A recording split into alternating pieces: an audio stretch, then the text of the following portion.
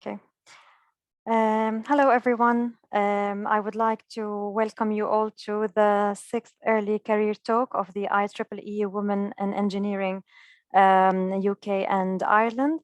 Let me just share my screen to be able to go through the program.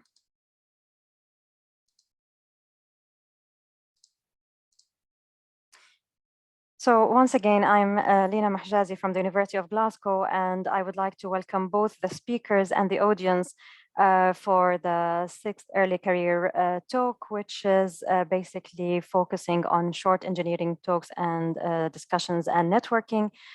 Today, we are very happy to have a list of a diverse set of speakers who will present their talks focused on bioelectronic distributed systems, speech technology, and smart grids.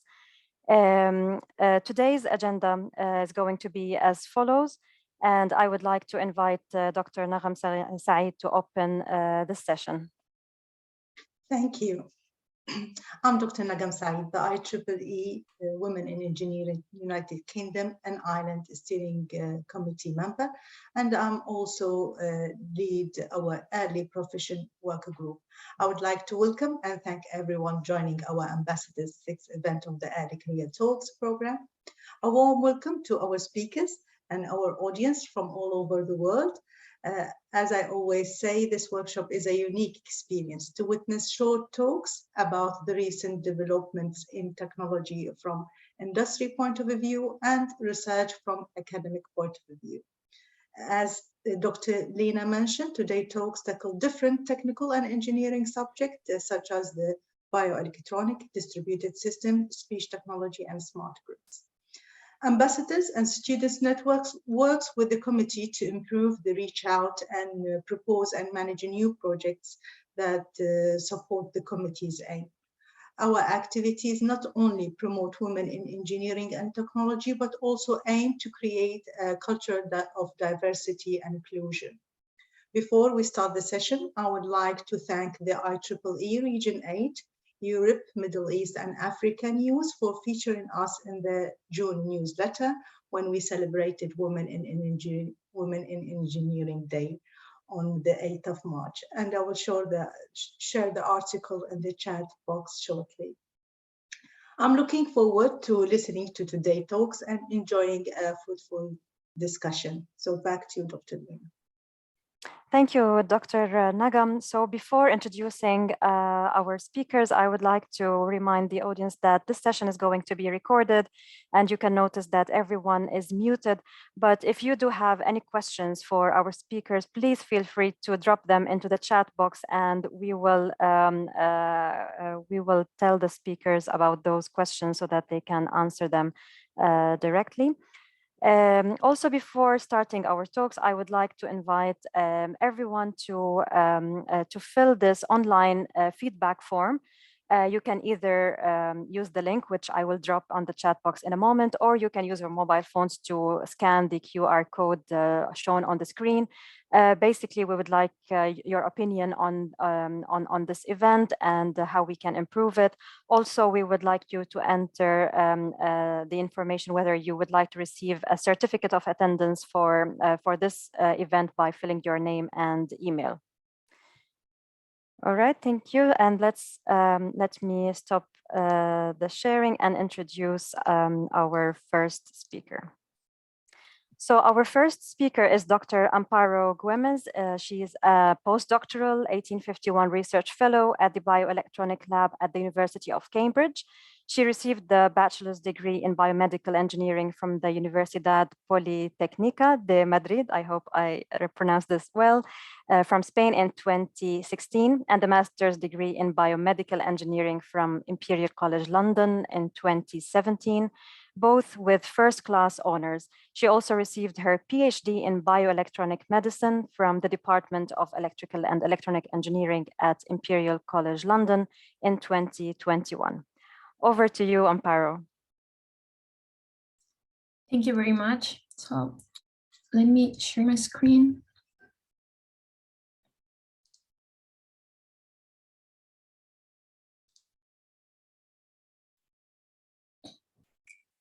I hope that you're seeing Yes, it. yes, Perfect. I'm able to see it. Thank you. Floor is yours. Thank you. Well, first, thank you for the nice introduction, and also thank you the whole IEEE Women in Engineering UK and Ireland sections for giving me this opportunity to present my research, and also thank you for the audience to be here with us today. So in this talk, I will introduce a new technology for diabetes that aims to change the current perspective for the management of this disease. And this is known as bioelectronic medicine. Oh, sorry, here. So as a short overview of my background, Lina already introduced me, but I'm currently a postdoc in the bioelectronics lab led by Professor George Moliaras at University of Cambridge. And this postdoc has been possible thanks to the 1851 Research Fellowship by the Royal Commission of the Exhibition of 1851. So I did my bachelor in biomedical engineering at the Technical University of Madrid in Spain, and then my master's as well in biomedical engineering, but with a specialization in neurotechnology, and then my PhD in electrical engineering also at Imperial College. And during this PhD, I did an internship at Johns Hopkins University. And both my master's and PhD were possible thanks for the funding from the Rafael Pino Foundation in Spain. So since my bachelor, I developed a huge interest in two fields. One was the interfacing with the nervous system, and that's why I did the neurotechnology master's. But then the other one was diabetes. And since then, since my bachelor, I've been trying to combine both. And the reason I decided to work on diabetes on the first place is because I believe it's one of the most important challenging pandemics that we are facing right now. And I said pandemic because it's affecting over 460 people worldwide. And it's forecasted to be the 7th leading cause of death globally by 2030. And I have also included two impressive figures of the cost of the insulin market, just to serve as examples of why in certain countries health insurance companies do not cover the cost associated with this disease. So with this slide, I just basically want to stress out that this disease causes tremendous damage to society, and it encourages the development of new strategies to improve glucose control. As you can see from this slide, diabetes technology has indeed evolved for many years, since the 1960s, where we got the first dual hormone pump and the first glucose meters. And then in recent years, we've also seen the emergence of this closed loop artificial pancreas. And one of them is called is the commercially available hybrid system called the Medtronic 670G. And we can see in the bottom graph that the metabolic control resembles that of the healthy individuals, and the patients also report better quality of life, but still these results are far from the ideal regulation seen in healthy individuals. And the reason for that lies in the complex interaction of hormonal and metabolic factors, as well as neurotransmitters, which overall they regulate blood glucose fluctuations. And this makes sense as glucose is the major source of energy for the tissues in our bodies, and in particular for the brain. So we really want to have a redundant and robust control of glucose metabolism. And here I would like to emphasize on the importance of the nervous system in this context, because, well, the function of almost every internal organ is enabled by a complex network of nerves that enable a bidirectional communication between the organs and the brain. And this is known as the autonomic nervous system. And it's called like that because it operates based on no voluntary action on our part. It's completely autonomic. And there's one section of this autonomic nervous system, which is called the parasympathetic nervous system, which helps to maintain these rest and digest responses, such as breathing and salivation. And it operates mainly through the vagus nerve. So given the importance of this autonomic nervous system, autonomic dysfunction has been linked to a number of conditions. And researchers like me and others are therefore trying to explore the particular role of the nervous system in controlling specifically glucose homeostasis and diabetes. And in this scenario, bioelectronic medicine becomes a useful tool because briefly, bioelectronic medicine uses stimulation techniques such as electrical, optogenetic, or ultrasound to modulate the activity of peripheral nerves with the objective of treating a specific disorder or restoring a lost biological function. And in fact, the vagus nerve, stimulation of the vagus nerve is being used to treat large variety of systemic diseases, such as chronic inflammation like rheumatoid arthritis, also epilepsy, depression, and I also recently read that it's been used for COVID. So the question here is, can we apply bioelectronic medicine for diabetes management? And the answer is a promising yes. And I have included in this slide the objectives and nerves targeted by the most relevant preclinical and clinical studies that have been conducted in the context of bioelectronic medicine for metabolism. And a big number of these studies have taken place for obesity management, especially for control of appetite and body weight. But then we have for type 2 diabetes, research focusing on modulating the insulin sensitivity and also on trying to modulate glucose levels. But then on type 1 diabetes, the main research is also conducted to try to modulate glucose levels. But there's like this very interested study by researchers at Feinstein Institute, where they were using the vagus nerve recordings to extract information about glucose levels. So to use the vagus nerve as a glucometer. And my goal, working with my colleagues at the University of Cambridge and in collaboration with Johns Hopkins University, is to expand these current diabetic controllers to mimic more accurately the glucose regulatory mechanisms of observing healthy individuals. So just as a reminder, when we eat, the beta cells in the pancreas release insulin, which allows our body to store and to use the glucose from the carbohydrates. But then in type 1 diabetes, the insulin cannot be secreted properly because the beta cells have been destroyed due to an autoimmune disease. And this causes high and risky fluctuations of glucose levels. So right now, as I introduced before, we have these closed loop systems that automatically adjust the dose of external insulin delivered to lower the glucose concentrations based on changes measured using these CGM sensors or glucose continuous glucose monitoring sensors. But we could achieve improved control if we combine the glucose readings from the CGM systems with information about the metabolic states obtained from the nervous system recordings.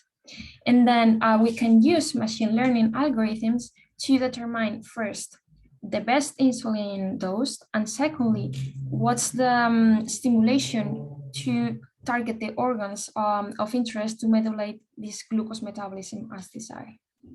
So in summary, we are creating algorithms and hardware that can interoperate with the vagus nerve to tackle the metabolic diabetes as a whole.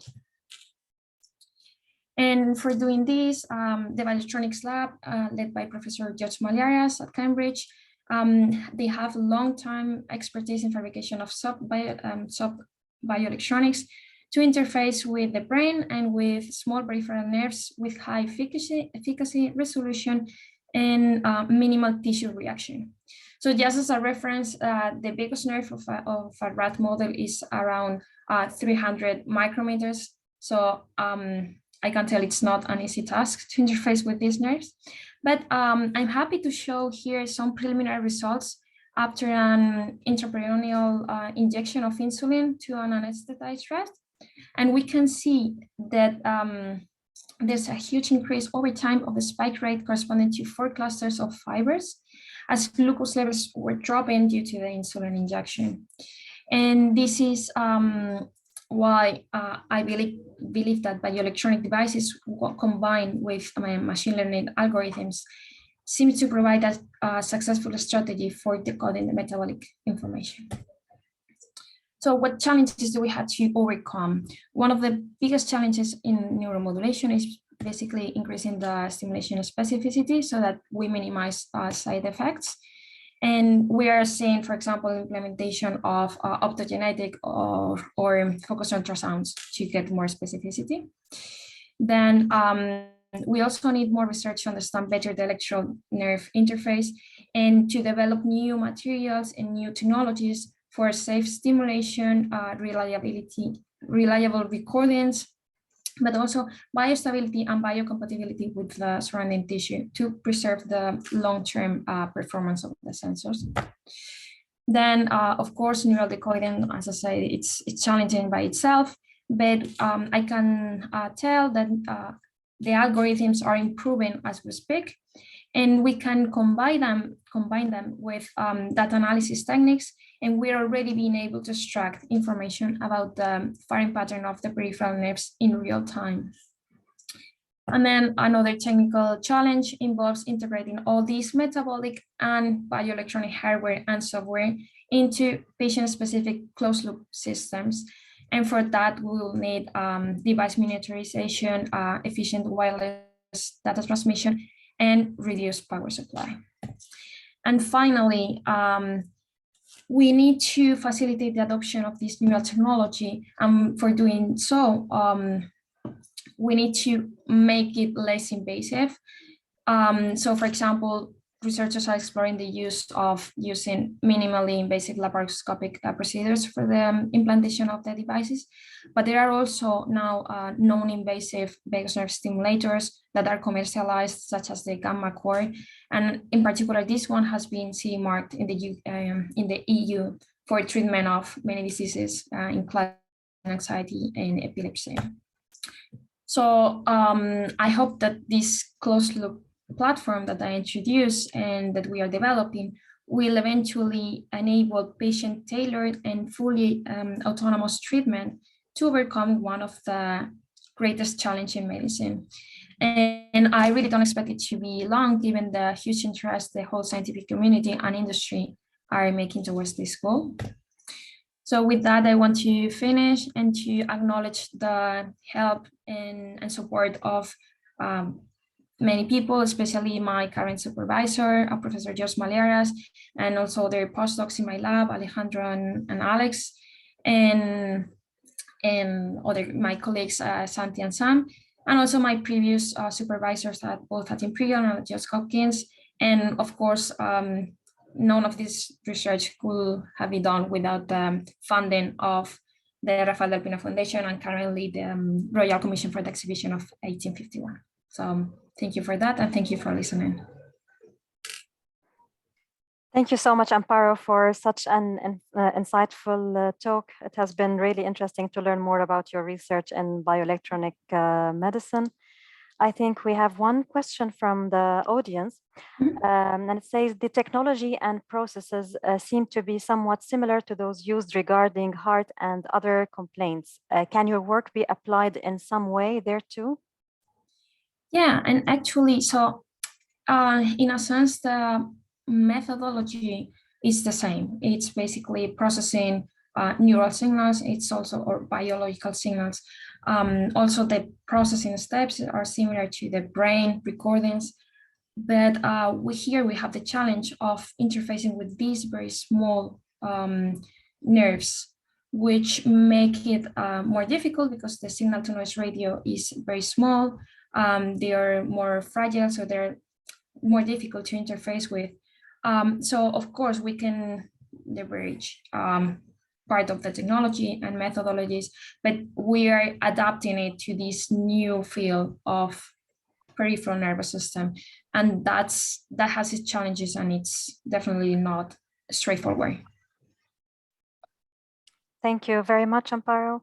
Does anyone else have any other questions?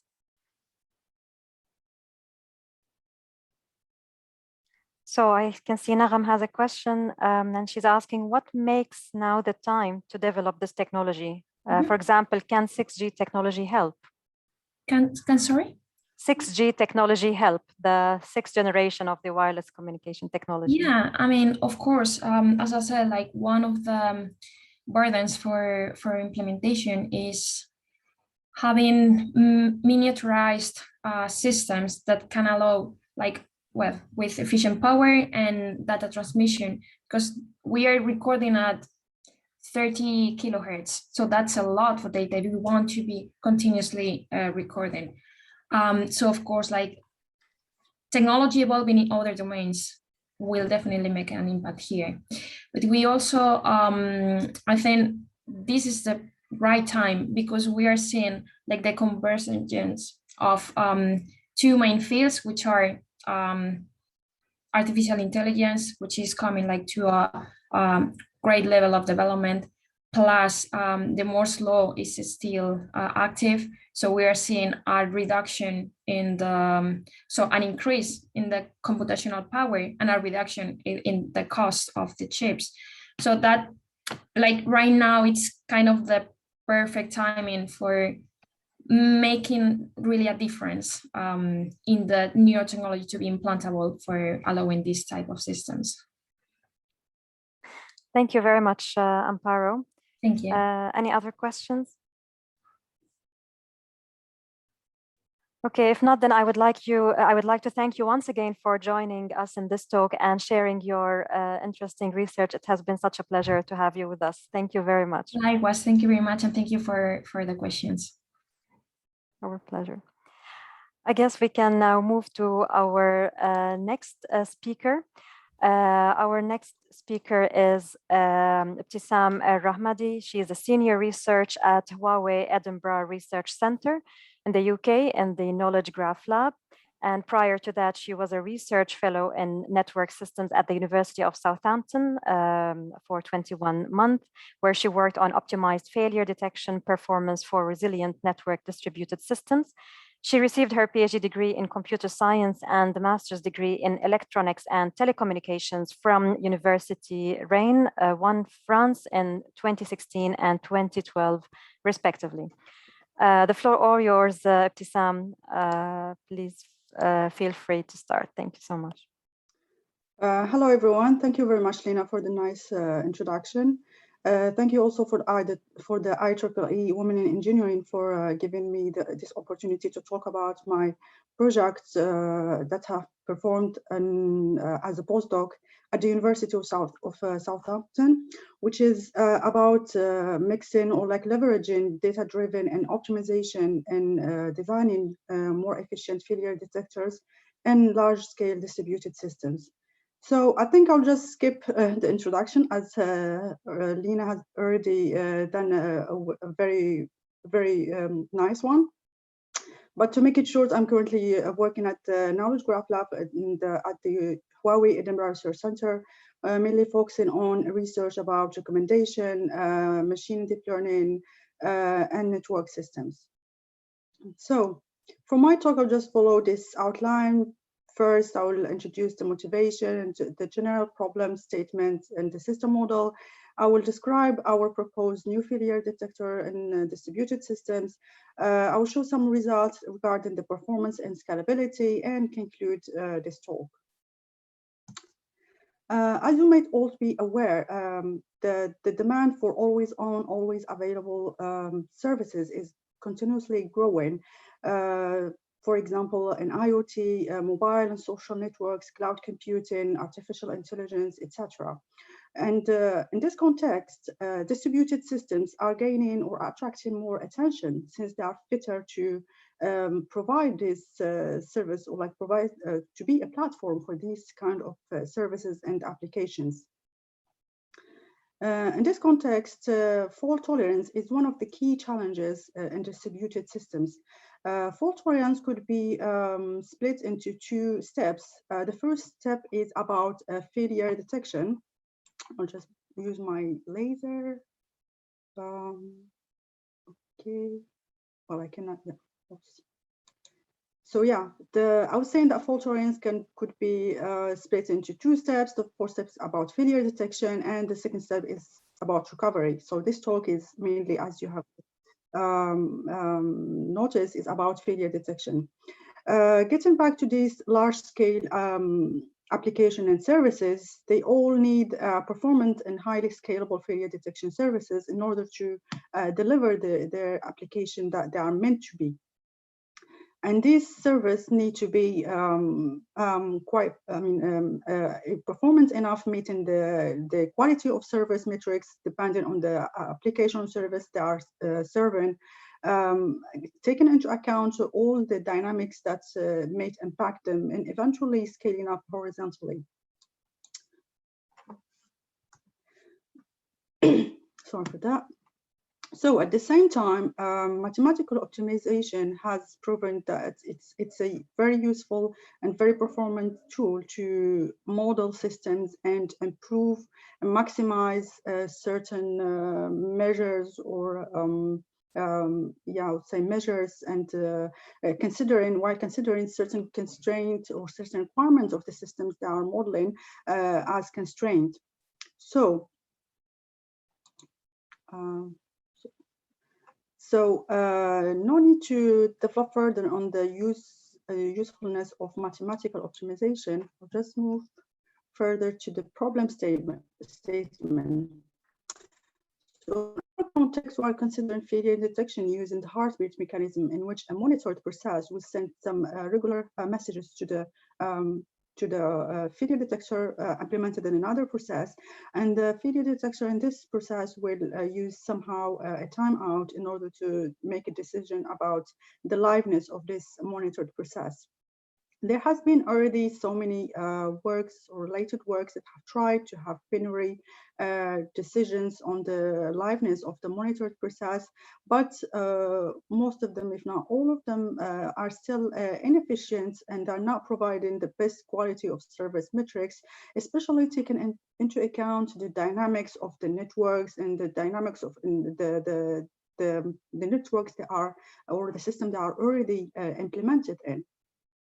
And none of the previous works had considered the optimal performance or using the optimal parameters of the failure detection in order to obtain the best performance, and especially in a large scale system. So the question we want to answer here through this talk is how to design a failure detector that will at the same time adapt frequently, or like as quick as possible, its decision parameters to the change in network conditions, take into account or embed the requirement regarding the quality of service, provide a trade-off between these quality of service, and at the same time reduce the resource consumptions. So we want all of these features simultaneously in a real-time system or real-world system for almost any large or any size system, specifically the large-scale ones. So the system we considered is made of n processes, where we have the processes from 1 to n-1 are the monitored processes, and a monitor process which implements a failure detector algorithm at the pn process. We consider that the connection or the channel between each monitored process and the monitor process is a reliable one, which means that no message can be created, changed, or copied, but it can be lost or delayed. So getting back to the heartbeat strategy while considering in this work, as I said, the idea is that the monitor process will send regular messages which are heartbeat to the failure detector, and this one would use either two parameters, like depending on the type of the failure detector. In some failure detectors, they will use a timeout to make the decision whether this monitored process is alive or not. And other failure detector, they will use a threshold, which is a real number, which kind of represent a threshold for the probabilistic measure based on the arrival time of the heartbeat, the last received heartbeat, which is also obtained from the last arrived heartbeat based on a certain function that we will the detail afterwards. So to sum up, the two key parameters we want to optimize for our failure detector are the heartbeat interval and the threshold of the heartbeat, since we are considering this model of the failure detector.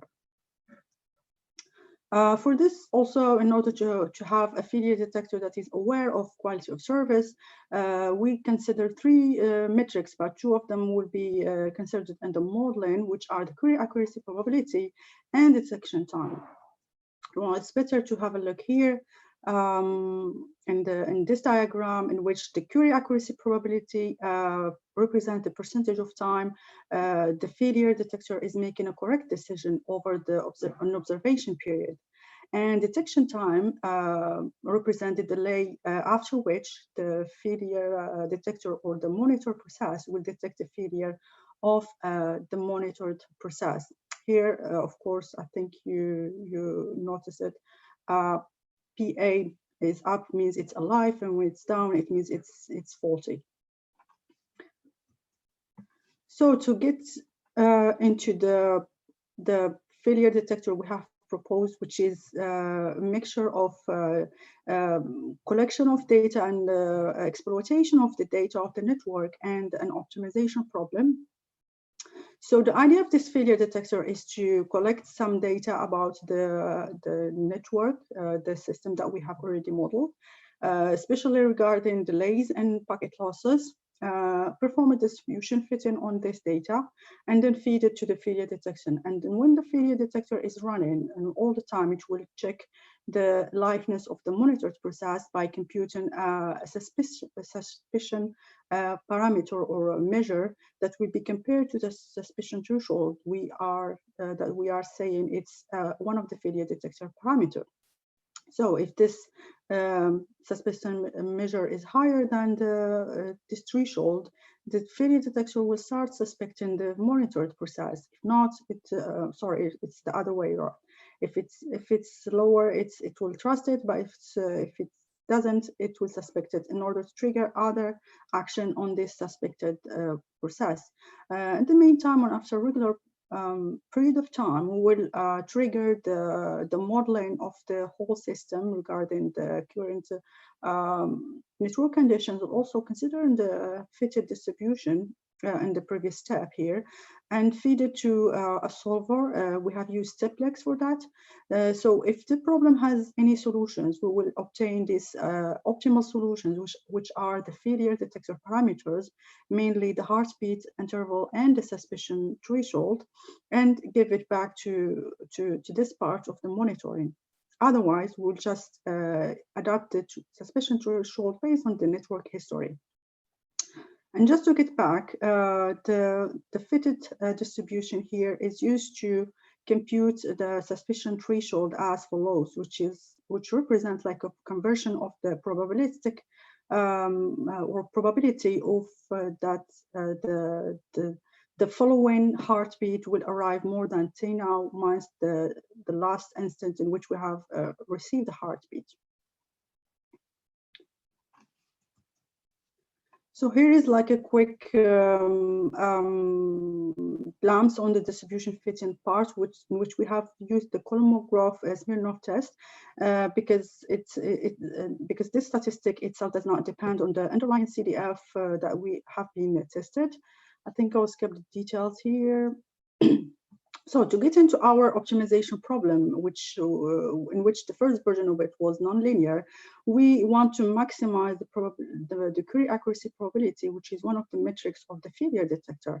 Here we have in the first constraint, we have averaged on the all monitored processes that we consider all of them, since one failure detector is kind of combining or like monitoring all the monitored process.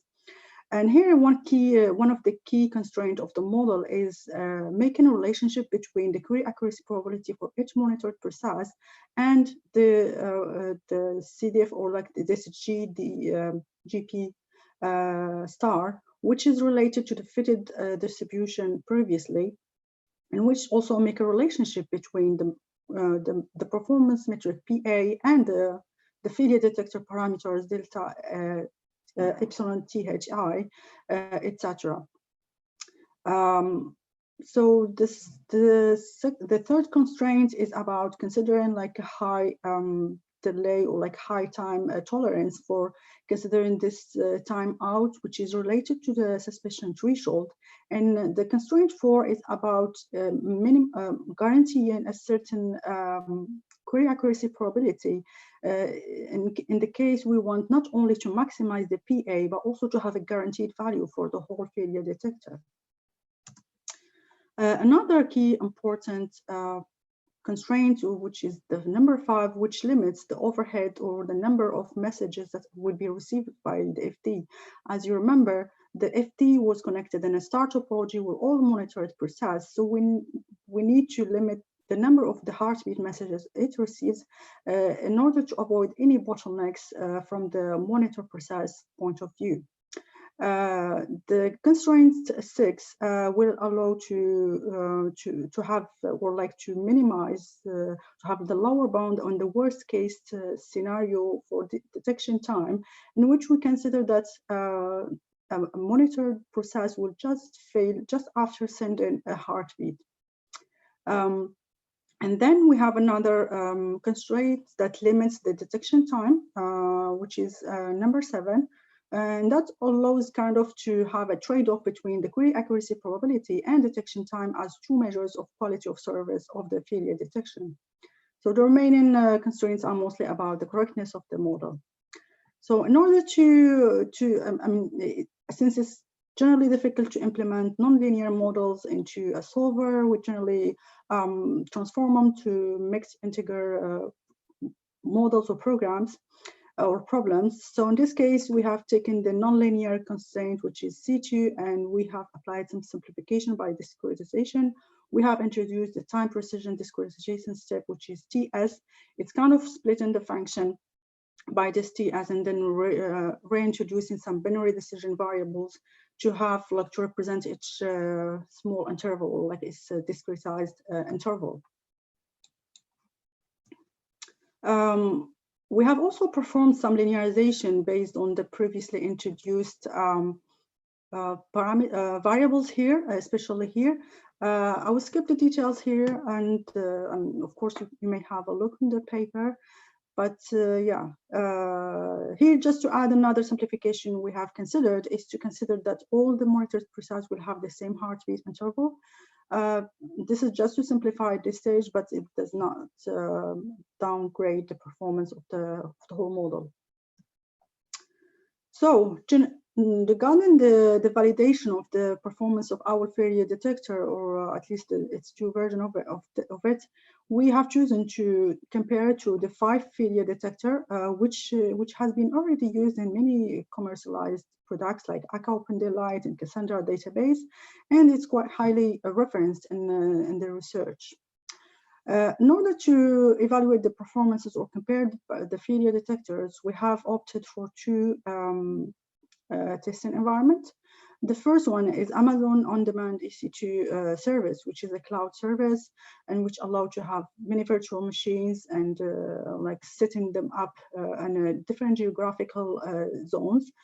Basically, we have we got like 1 monitored process based in Singapore and 50 virtual machines or instances, which are all split throughout London, Virginia, and Tokyo regions. And also to have more robustness for our results, or for the cases where we cannot experiment with a lot of virtual machines and the EC2, since it's quite expensive. We have opted for a cloud sim, a cloud computing simulator, and which we have modified in order to consider or like to include the failure detection service eventually, because it has like other capabilities, but not yet the fault and failure detection. Here are some figures regarding the performance metrics we have measured, mainly about the detection time, mistake rate, and query accuracy probability. Just one minor one minor remark here is that here we are comparing to against Adapter Phi, which is a modified version of the Phi detector I have mentioned before, just by adapting its threshold in a way that we have a fair comparison with our failure detection SONAF. And another remark is regarding this failure detection NAFT, which is same as SONAFT, but without optimization problem. It means that it uses the adaptation of its threshold and this distribution fitting at the beginning. So as you can see, we have a lot better performance, especially for the query accuracy probability, since we have set it up our optimization problem to maximize the query accuracy probability. But we still have like a good trade-off, or like we didn't exceed the limit, the constraint on detection time, which was 3 seconds. Here we are mostly at 2.4 seconds. Regarding the simulation results, they are consistent with the Amazon EC2 results. And in order to evaluate the performance of the scalability, we have solved the problem, the optimization problem, for a different number of processes and for different values of the discretization step. If you remember, we have used in the discretization simplification. So as you can see here, the execution time, or like the overall execution time, is exponentially higher for higher number of processes, which makes sense because we have more processes in the system. But also when the discretization step is smaller, which means that there are more binary decision variables in the problem. And the second figure, when we have plotted like differently the building time, which represent the time the solver will spend in just setting up the whole model, and the solving time, in which the solver will just spend time in solving actually the problem, we can see that the building time, it's taking the vast majority of the execution time, which means it's due to the structure of the problem. So to fix or to address this scalability problem, we have proposed a greedy heuristic algorithm to have a kind of 1 minute left. Okay, sorry for that. I think I'm almost done. Just to address the problem scalability and have good enough performance. So you can see here that the total execution time compared for the heuristic and mixed integer problem we have cited here, the stopped like non-achieved lines represent that the solver was not able to solve the problem beyond these instances of the system. And you can see here that for the query accuracy probability and detection time, the performance is not downgraded that much. So to conclude on that, we have proposed a new failure detection that take into account or leverages the data from the network, or collected data from the network, and the mathematical optimization and in a way of as presented as mixed integer linear problem, which could be which is actually a general like high level failure detection, but could be adapted to so many other applications like IoT, mobile networks, 5G, and beyond. Thank you very much for your attention, and sorry for being too long. Thank you, Btissam, for sharing with us your fascinating work and your research approach. I'm afraid we will have to skip the Q&A session, but please feel free to reply to those posted on the chat box, as there are a couple of them. Thank you so much for joining us once again. It was a pleasure to have you. And all the best of luck in your future work. Thank you. All right, next, I would like to introduce our next speaker, Dr. Jennifer Williams, who recently finished her PhD in speech technology from the University of Edinburgh, Scotland, and she has joined the University of Southampton as a postdoctoral research fellow in citizen-centric AI systems. Dr. Williams holds a part-time position in industry as well as a senior speech scientist at My Voice AI, where she leads the company intellectual property strategy for voice-based security solutions embedded on chips. Dr. Jennifer, we're very pleased to have you. The floor is yours.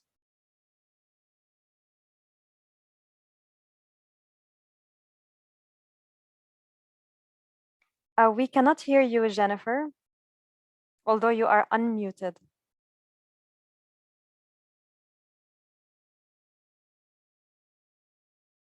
still not being able to hear you.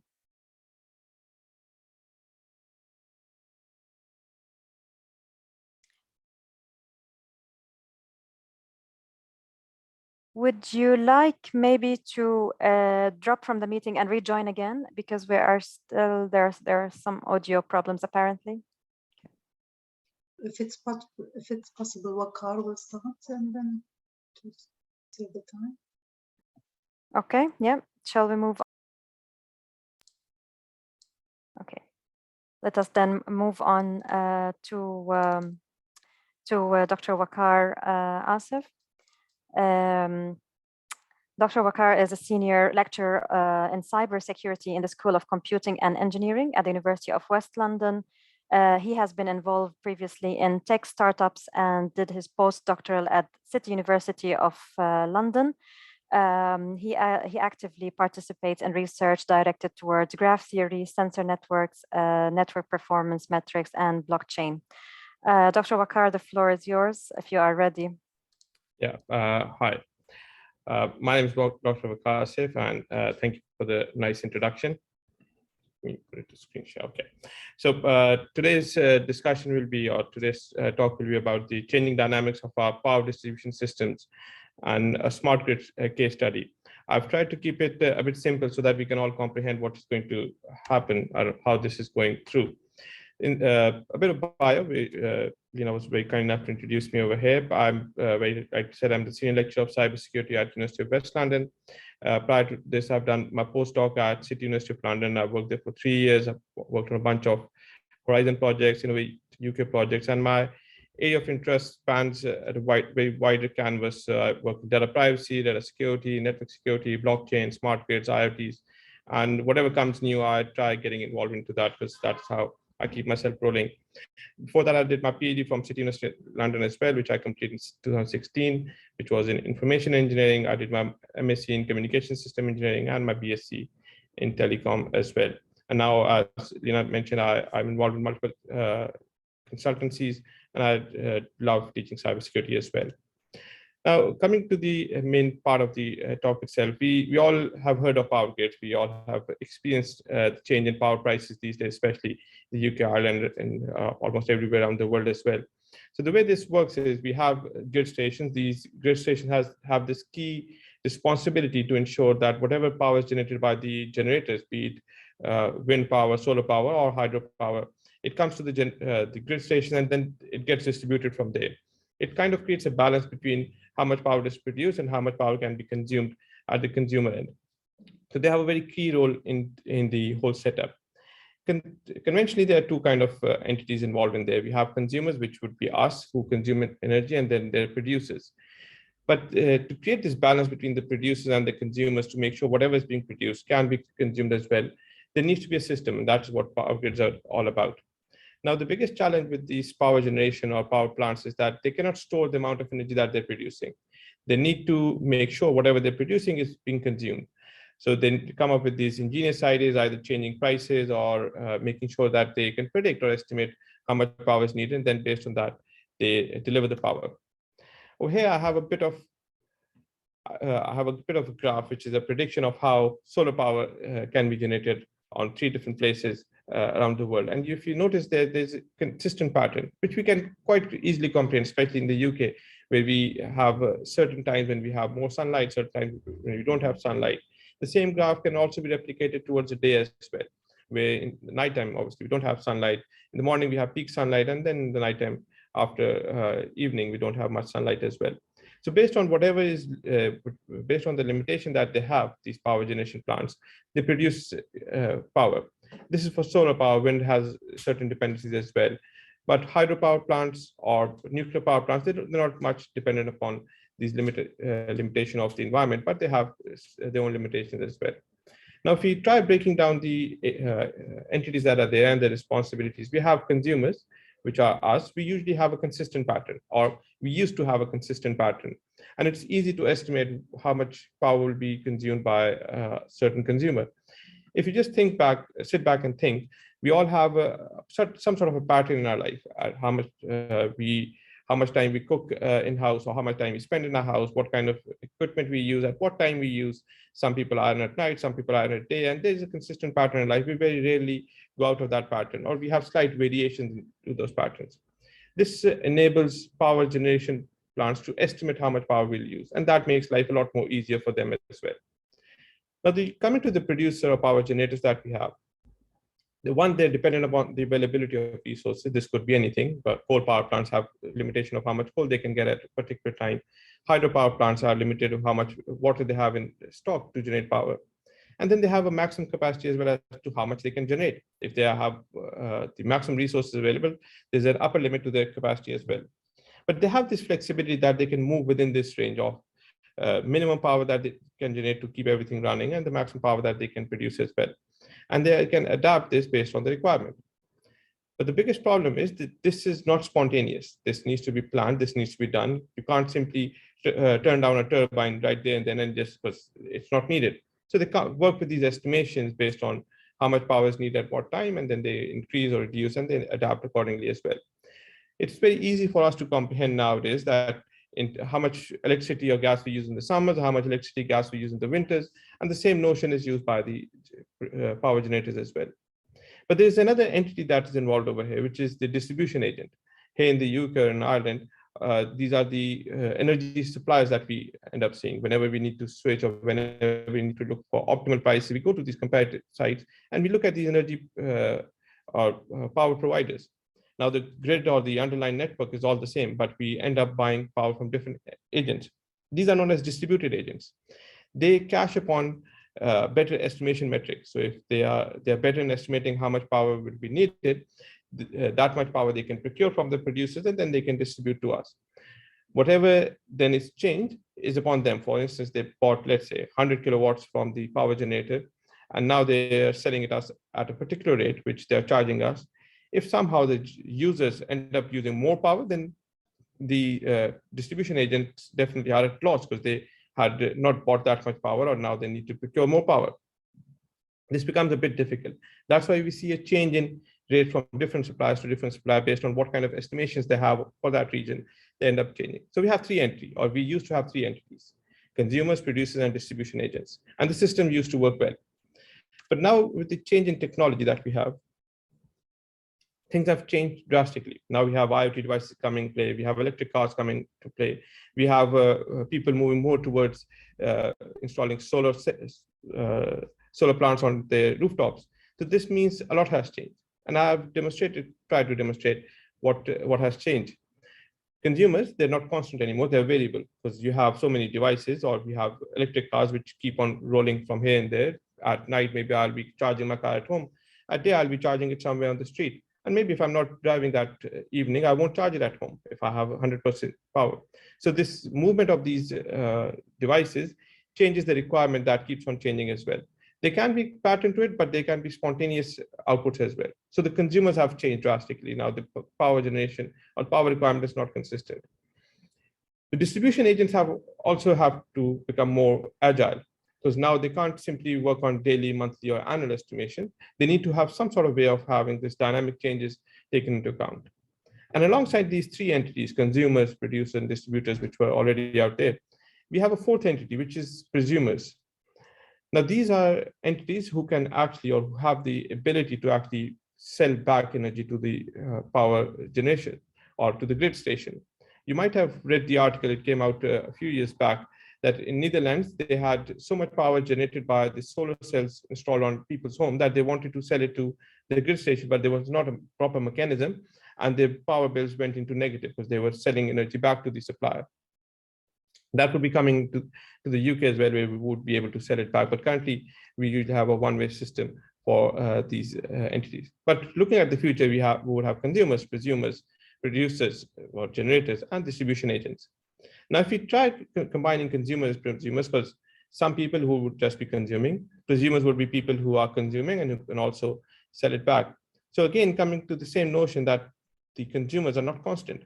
If, let's say, I have 4 solar cells on top of my roof, I might not need power all the time from the power generation plant. Yeah, I'll be surfacing from the energy that I'm producing myself. But yeah, if they're not working, I don't have enough sunlight, maybe I'll need some power, which means, again, the consumer's pattern has changed drastically. This means that whatever we want to do, it needs to be on the spot. It needs to be on time. It needs to be agile. We can't rely on conventional approaches of conventional estimations. We need power right there and then. Now, the problem with power generation or power consumption is that things change. You can't expect that you'll turn on a switch and you will get power after 5 minutes. You need power right there and then. So it needs to be there whenever it's needed. This means that something needs to be a bit more agile in that matter. Now, this is not a notion created by us that we need smart grids or we need some sort of system. It has been recognized worldwide. I have three statements of it. One from Barack Obama, who says that, and I'll quote him, that we'll fund a better, smarter electric grid and train workers to build it better. US Secretary of State mentioned that to meet the energy challenges and create a 21st century energy economy, we need a 21st century electric grid, which makes sense. Then US Secretary of Commerce stated that a smart electric grid will revolutionize the way we use energy, but we need standards. Obviously, when this will come into formation, we need more standards as well to make sure that this works. So what is the solution? So we have these sources, we have these aggregators, and we have these consumers. The solution is to make some sort of changes that these power distribution agents can dynamically change how much power they're using or how much the power they're selling to different entities. We also need to empower the consumers and prosumers that they only pay for what they are using. So one simpler way of running conventional grids in the current realm would be that all aggregators buy a large bulk of power from the power generators, and then they sell you costly energy, which means that even if you change your requirements or you have 10 electric cars coming to your house charging it one night, the next day you have none, you'll be charged a higher rate of electricity, which means you'll be overcharged, which is something that we definitely don't want. We want an optimal system. So one way would be that we need to adapt somehow that this change is dynamic and we only pay for what we use. And this should be optimal rates, not too high rates. One way for this would be to have a centralized approach. Now, let's try bringing this to a nicer picture. We have 5 generators, all located in different geographical locations, maybe one in Scotland, one in Wales, one in the sea. And we have a few agents or generators or grids located in all part of the UK. Now, for an agent to on spot, let's say the agent needs more power to be used, on spot, he would not have the knowledge of which generator has more capacity to produce. He needs that information. One way to get this information would be to have a centralized approach. Maybe somewhere in the Midlands, there's one entity, or somewhere around the world, or somewhere in the UK, there's one entity who is hosting all information from these different power generation sources and making sure every aggregator, whenever they need it, they can get it. This means that all grids are tied together and they can randomly and on the spot change all these things.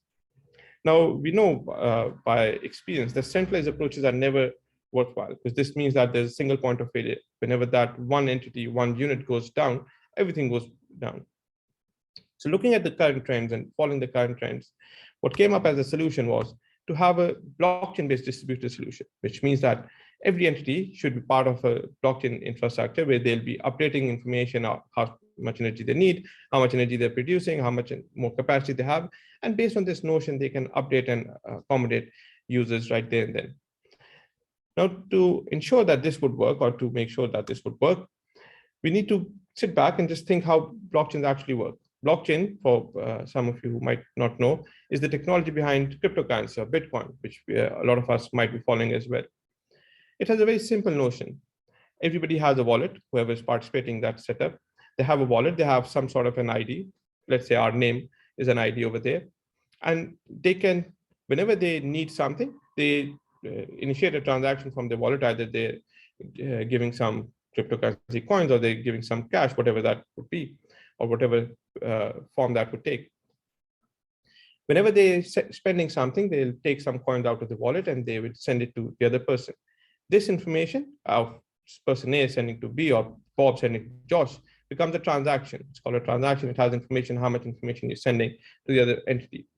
There's some cryptography involved in there. I won't go into details of that. But this information is then once this is transaction is created, it is somehow verified that this is true and it is possible. Whatever Bob is sharing with Josh or Sally, it is possible to share that much information or share that much coins. Once that is verified using entities like miners, this information is fed into blockchain. Now, the benefit of blockchain, or the beauty of blockchain, is that it ensures that this information becomes non-reputable. Once this information is fed, it cannot be changed. It cannot be changed unless until more than 50% of the participating entities, they go rogue, they go malicious. It cannot be changed. So it makes life a lot more reliable, dependable as well. And this blockchain is accessible by everyone, whoever is part of the system. So whenever I need information as to how much Bob gave to Sally in the past as well, I can simply go back to the blockchain. I can see how many coins or how much information, what was shared in the previous transaction. And based on the current framework of the current transaction on blockchain, I can make sure that whatever is being stated by every other entity is true as well. It makes it non-reputable and it makes it reliable and distributed as well. So we came up with this kind of a notion. So every consumer, every aggregator and source, they will take part in the blockchain. Consumers, especially consumers who can sell back energy as well, because they more or less have the same notion. So we, instead of having prosumers over here, we had consumers. So whoever needs energy, they will go to a centralized entity, which will be a bank, from where they can exchange the dollars or pounds or euros into cryptocurrency. Over here, we're using the symbol of Bitcoin, but this could be any cryptocurrency. They will buy that and they will pay the aggregator with this cryptocurrency as well. Whenever they need power, whatever change in power is needed, they will report the aggregators. The aggregators can on the fly see which source has extra power at the endpoint, which is not being used, because whatever is being fed to the grid, the sources are generating some power. Some might be extra, some might not be used in some part of the grid. So the aggregators can overall check all grids and see how much, where is the extra power that they can fetch that power from, based on the increased requirements of the consumer, and simply get it from there and sell it to the consumers. Now, the benefit of having blockchain in this setup is that everything will be on the fly. Everybody can see how much power is being produced, how much power is being used. We can definitely hide how much aggregators are paying for that power to each source, but that can be publicly available as well, because everybody knows how the businesses run. But the sources will make sure the information is fed onto the grid. The aggregators will make sure that they can fetch that information from the grid, and the consumers will be part of a secondary blockchain where they will share information of how much power they're needing on the fly, which means that this whole setup will ensure that on the fly you can fetch extra power that is being wasted on other grids and simply direct it to your consumers, and consumers will only pay for power that they're using. This setup also ensures that when consumers actually sell back power to the grid, this will also be accommodated, because again, it's just a cryptocurrency exchange of cryptocurrency, which can be a two-way setup as well. So consumers, when they sell power to the aggregators or the grid, they get that payment back at the end of the day. At the end of the month, they would have paid for whatever they have used. Now, to test it out, we made a setup, and I have just two graphs over here. The rest of them you can find in our research paper as well. By going through this setup, we had multiple generators, multiple aggregators, and a random number of users, and we tried seeing what kind of changes can be reported by the aggregators and generators, and how quickly they can converge as well. And if you notice over here, by the changes that the random changes that the users were going through, the aggregators change price, and they take merely 15 to 18 seconds to converge. The generators, on the other hand, as well take 15 to 18 seconds to converge, which means that obviously they would be negotiating a bit upon the price based on how much power they're generating, where they're getting this power from, and then they can agree on a price in a mere of 16 seconds, and then whatever power is needed by the users, that can be tailored to as well. Now, there's one thing which I need to highlight over here. Now, it's not always necessary, it's not always possible as well that the generators would have the capacity to produce more power. At that point in time, the generators or the aggregators can increase price to discourage users as well. And okay, you need extra 10 kilowatt joule of power, which is not readily available. I need to search into different places. I need to fetch it right now on the spot. So I'll increase the price for this, which means that for the rest of the month, they were paying the minimum amount, whatever was agreed with the aggregator. But for this extra power that they now have to use because they maybe have more guests at their house, all with electric cars. They can pay for a small increment of price for just those units that they have procured extra out of the actual estimation. So this model works in parallel with the regular current estimation mechanism that are used, and on the fly they can change prices and they can change the requirements as well, making it a lot more viable into going forward to the next framework of having everything electric. It would make it a lot more easier for grid stations to adapt to the current changes that we see in our everyday environment. So to conclude the discussion, the introduction of smart devices and electric vehicles and IoT devices makes it highly increasingly necessary to have much more of a smarter grid setup. Because as we move towards renewable energies, where we will have a lot more dependency on availability of resources like solar, wind, having optimized setup where we can optimally use that energy is eminently necessary. And for that, having smart grids would be the need of the day. Thank you. I have out of time. Thank you so much, Waqar, for this insightful presentation. There's one question I can see from Dr. Nagham. She says, thank you, Waqar. This topic is one of my research interests. And her question is, what are the features in the ready blockchain technology which could be modified to suit the power system network? One thing that needs to be modified is the what would be there in the transaction. So you can use blockchain in multiple ways in this setup. And what we used was basic blockchain in the beginning, and then we moved towards smart contracts. So you can use either the basic setup where you need to make sure what you entail, what you store in a transaction, or you could go for smart contracts as well, where everything is triggered based on specified certain rules that are there tailored inside that grid, inside that contract itself as well. Yeah, thank you. Thank you very much. I cannot see any other questions, so I believe for the sake of time, let's move next. But I would like to thank you once again, Waqar. It has been a pleasure to have you with us and learn more about your research findings. All the best of luck. Thank you. Hello, Jennifer. I can see you're back again. Hope. Hello, can you hear me? Yeah, yes, Okay. yes, I can. Okay, perfect. Yeah, feel free to share your screen and start when you're ready. Okay. Okay, can you see that? Yes. Excellent. Okay, so thank you very much for the introduction, and apologies for the difficulties I had with my sound, but it does tie into a bit about my topic, which is speech technology. So my topic is actually about privacy and security in speech technology, and I'll walk you through a bit of the components. But first, a bit about me is, this is a bit of a timeline of how I got here. I did my bachelor's degree and my master's degree in the United States. And then I was a visiting researcher in Singapore and spent 5 years on the research staff at MIT, and then came to the UK for my PhD at the University of Edinburgh and did a year abroad in Tokyo, Japan during my PhD. And then I'm now a senior speech scientist at My Voice AI. I do that part-time. And I'm also a research fellow at the University of Southampton. So a bit about voice. We tend to use voice in a lot of places without really thinking about it. So one example is here on Zoom. But we also use speech for things like posting videos to YouTube, making videos with TikTok, doing FaceTime, Snapchat, or with these specific voice-enabled devices like the Alexa, Siri on our smartphone, or using OK Google. Here's a brief outline of my talk. First, I'll tell you a little bit about what is sound and what is voice. Then I'll talk about what is a voice print, analogous to a fingerprint or a face. Then we'll talk about audio deepfakes. So first, what is sound? Sound, the type of wave. So sound is a wave, first of all, and the type of wave that it is a longitudinal wave.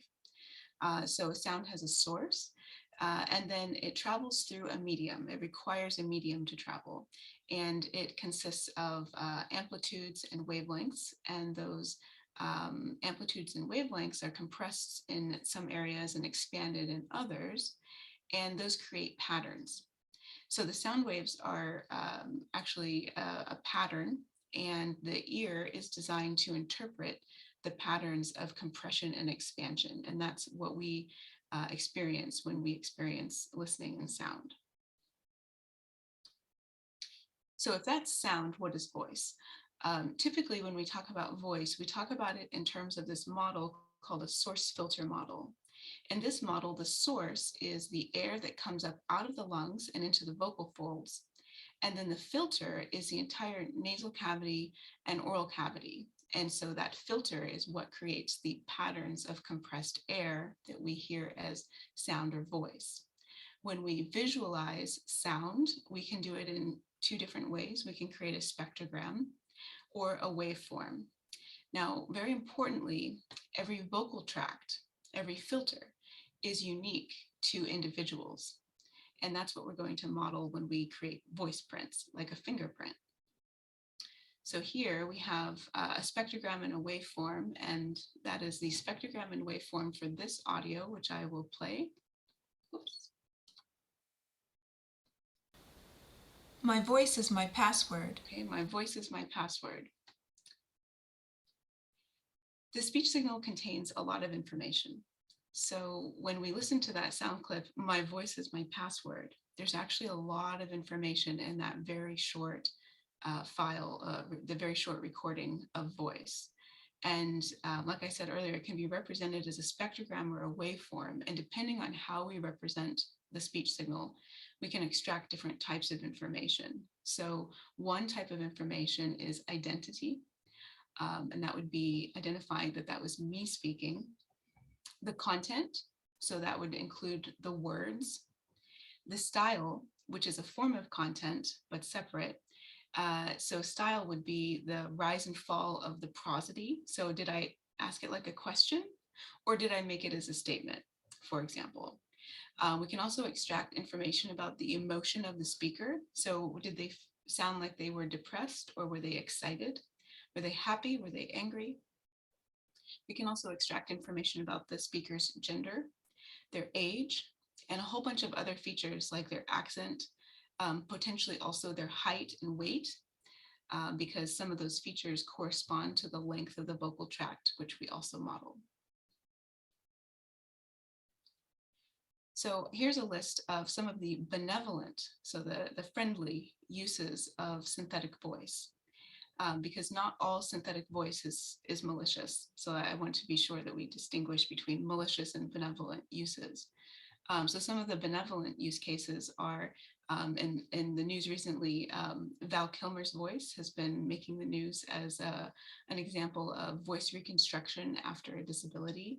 So in that case, it's important to create a voice that sounds as close to the disabled person as possible. We also use synthetic voice to create screen readers that help the sight impaired use a computer and the internet by browsing with their voice rather than clicking on a graphical user interface. There's also applications involving audiobooks where we can create special character voices that are of interest to children. Any kind of voice interface that can be used as a hands-free alternative to a graphical user interface. This is important in car, when a person's driving a car, driving a vehicle. We also use them for question answering services and customer service. There's applications in the medical and social robots domain in the hospital or at home. And then there's applications involving secure voice biometrics, which is a bit more closely related to what I'll talk about with voice prints. But this is where voice replaces a password. You might notice that banks are starting to use voice biometrics to identify callers when you call into your bank. There's also some applications with audio scene analysis, so providing like a written summary of what is audible in the environment for people who cannot hear. So we talked about sound and voice. Next, I'll talk about what is a voice print. So this is how we create a voice print in a very simplified way. First, there's two different types of recognition. And so one is called verification and the other is identification. In the verification example, the question that we want to answer is this speaker the person they claim to be, yes or no? In the identification scenario, we would be answering the question of who is this speaker? In both cases, a neural network can be used and a voice print can be used. So to do this, we train a neural network. We first take examples of the original voice, and those are provided as input into a deep neural network encoder. The deep neural network compresses the information. So speech waveforms are high dimensional, and we are compressing them into a low dimensional numerical array. And that numerical array is a voice print. So how we use those is we can compare voice prints one with another. So in this example, we have a person speaking into a microphone, which captures their original voice. Then from that original voice, we create an identity voice print as a numerical array. Now we can take that identity voice print and compare it with ground truth and answer the question, is this person the same, yes or no? And so to do that, we calculate a cosine similarity between the two numerical vectors.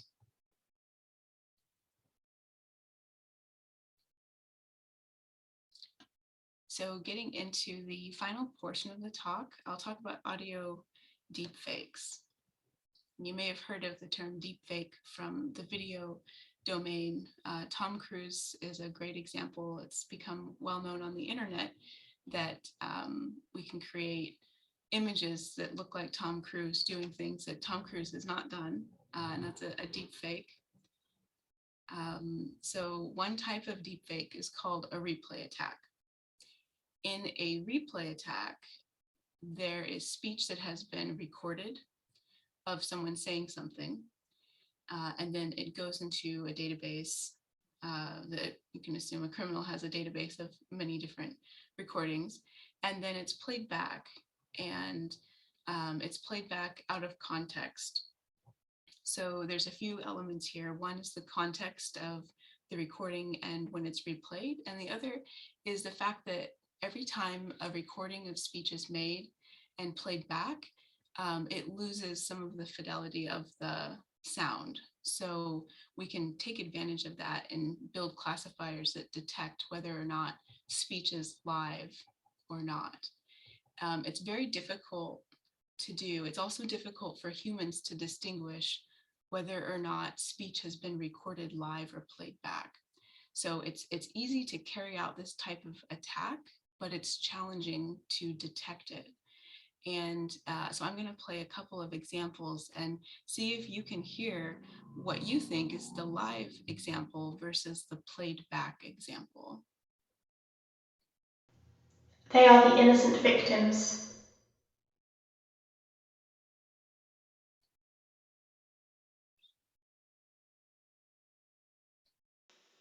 It's so special.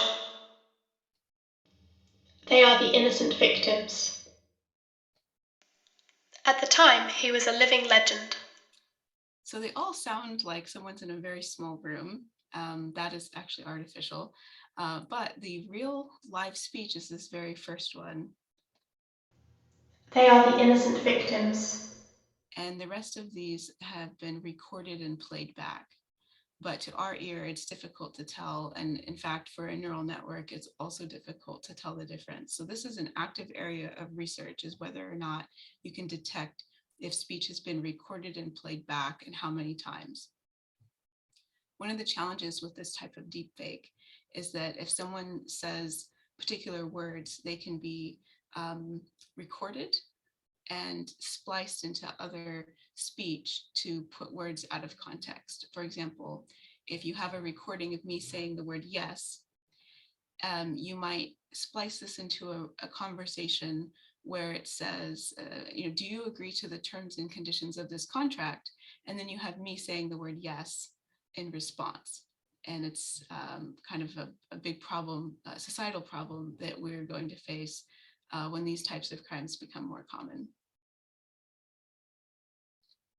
So another type of deepfake is called voice conversion. In voice conversion, this doesn't change the words, but it changes the identity of the speaker. So we start with a source speaker saying a particular sentence.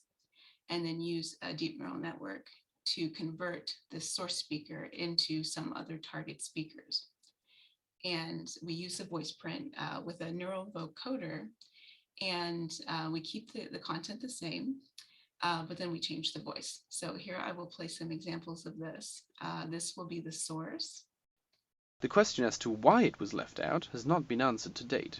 Okay, so that's a male speaker, and that male speaker's content will now be converted into other voices, other identities.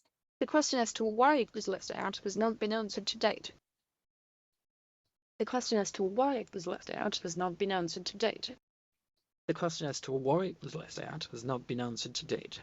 So if you listen carefully, you can tell that we haven't changed any of the prosody or the speaking style or the emotion. So all of that has stayed the same, but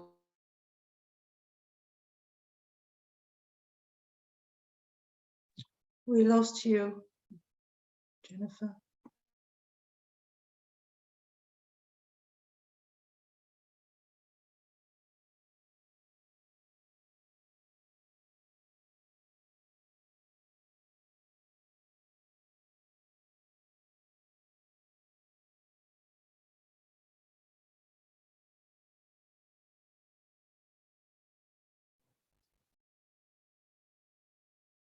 so here is an example of this sentence synthesized. Let's hope it's an investment in the So future. this type of technology allows us fine control over the content, the emotion, the prosody, and the voice identity. It requires very sophisticated machine learning techniques in order to generate speech in this way. In terms of the deepfake and the criminality and malicious use of it, it's actually very easy to detect speech that has been synthesized in this way. So this isn't as much of a concern as far as malicious use of speech technology, at least not yet. So concluding what we've talked about, so speech is a longitudinal wave, and it's made of compressed air patterns that we interpret with our ears. Voice prints can be created with only a few seconds of speech. There are many different types of audio deepfakes. Some deepfakes are very easy to create and difficult to detect, whereas others are very difficult to create and much easier to detect. Voice conversion is one of the ones we talked about that transforms speech content into new voices. Text-to-speech creates new speech that sounds like a specific person. So some of the final thoughts that I have, and this is related to ongoing research that I do, how can we quantify different voice mixtures? So this has some legal implications for deepfakes, for example, with voice reconstruction, and also for creative industries who use this as a type of artistic expression. Another question is, how could you prove a claim that a deepfake of your voice had been created? So if someone made a deepfake of me confessing to a crime and presented that in court, I would need some way to prove that I either did or did not say that for real. And then finally, the final thought here is, what lines are there between the malicious types of deepfakes and then the creative and artistic expression? So these are some open questions. Thank you so much for listening to my talk. Thank you, Jennifer, for this informative and very interesting presentation. We have one question from Nagham. She asks, do you think the deep learning, machine learning, and AI were the main players in improving the speech technology, or were there also other advanced technologies that helped in advancing this technology? Yeah, that's a really good question. I think it's a combination of the deep learning and the access to data. So neural networks are really sensitive to the quantity and the quality of data. And in the vicious circle of people putting their voice out on the internet, it does allow us to scrape websites like YouTube to create very, very large databases of what we call data in the wild. And then we can do different things to that data to clean it up a bit to use in the neural network. So it's as much a data problem as it is a technology problem. And then it's also a very old field. So speech technology has existed since about the 1940s in various forms and started to mature in the 70s.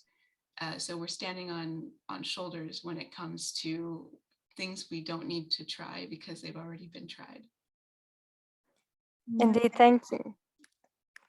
Thank you, Nagham. I have one quick question, which is regarding the deep fakes. So I'm wondering, can you provide some details on any existing or perhaps future use cases that we can see the deep fakes potentially applied? Yeah, there was an article that came out, I think it was last year. There was an instance where a CEO had been scammed several $100,000 or $1 million because there was a deep fake requesting a bank transfer. And because it sounded like, and it was like over the phone, and because it sounded like a person he already knew and trusted, he didn't question the conversation at all and just went and transferred the money, and then later found out he'd been scammed. Oh gosh. Well, that's quite an interesting research direction, and I can see it has really good potentials in the future. Thank you so much for joining us. It has been a pleasure to listen to your research, and very good luck in your future endeavor. Thank you so much. Thank you. So I guess we reached to the end of this talk. I would like to invite again Dr. Nagham Saeed to conclude and close this session. Thank you. I would like to thank all our speakers for their valuable talks and also our audience for the pleasing discussion. We are grateful to our speakers, Dr. Amparo Güemes from University of Cambridge, Dr. Btissam Er-Rahmadi, Huawei Technology Research and Development, Dr. Jennifer Williams from University of Southampton, and Dr. Waqar Asif from University of West London. I would like also to thank the Industrial IoT Research Group at the University of West London for supporting and promoting our related events, and also thank the ambassadors who helped in organizing this event, Dr. Lina and Iman. We are grateful also to our sponsors, speakers, and attendees of events for making our event such a success. We will continue calling for women in engineering and computing to give a technical, inspirational, and empowering session. All our events include a variety of topics presented by men and women from both academia and industry. Hopefully our next Early Career Talk event will be in October this year. The event call will be announced soon, so keep your eye out for it. Last point to mention, we newly started our students network and we would like students' input in that matter. Hence, we want to reach out to engineering and computing students, under and postgraduate students, and we'd like to support as much as we can. Dr. Lina Mohjazi is working with me on this project. So Dr. Lina, I would like you to say a few words about this project before ending the session. Over to you. Thank you so much, Nagham. Indeed, we are looking to reach out to student groups and perhaps also IEEE branches or student chapters where we can engage with the students and understand from their perspectives what are their needs and perhaps what sessions and webinars we can provide to them and offer in an area that they would see beneficial and useful for their education or career later on. So if you have any suggestion, please feel free to reach me out. And again, well, thank you so much for all the speakers and the audience. It has been great to run this this talk. Thank you, everyone. Thank you, everyone. Have a good day. Thank you very much. Bye. Thank you. Bye-bye. Bye.